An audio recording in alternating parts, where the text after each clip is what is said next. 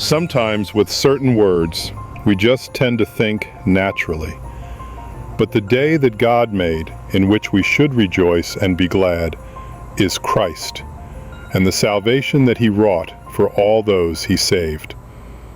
It says in Psalm 118, verse 24, "This is the day which Jehovah hath made. We will rejoice and be glad in it."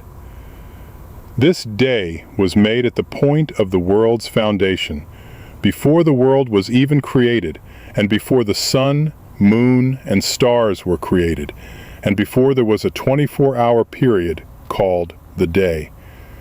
God made the day through the death and victorious rising of Christ from the dead. He became the day, and he became the light of the world. And we became children of the day at that point, because he had obtained salvation for everyone for whom he had died. And this is why we rejoice and be glad in it. Or we could say, we will rejoice and be glad in him, because he is the day. It says in Psalm 2:7, "I will declare the decree." Consider how similar this is to Romans 1:4, "and declared to be the Son of God with power by the resurrection from the dead." Again it says in Psalm 2:7, "I will declare the decree. Jehovah hath said unto me, Thou art my Son.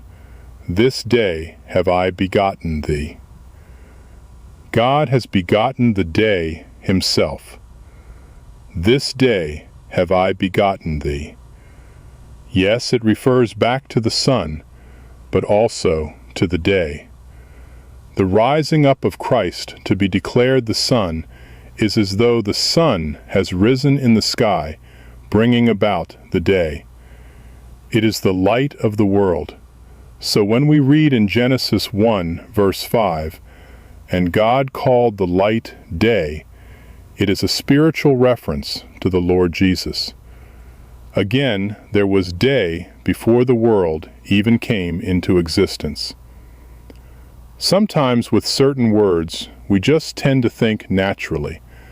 But the day that God made, in which we should rejoice and be glad, is Christ, and the salvation that he wrought for all those he saved.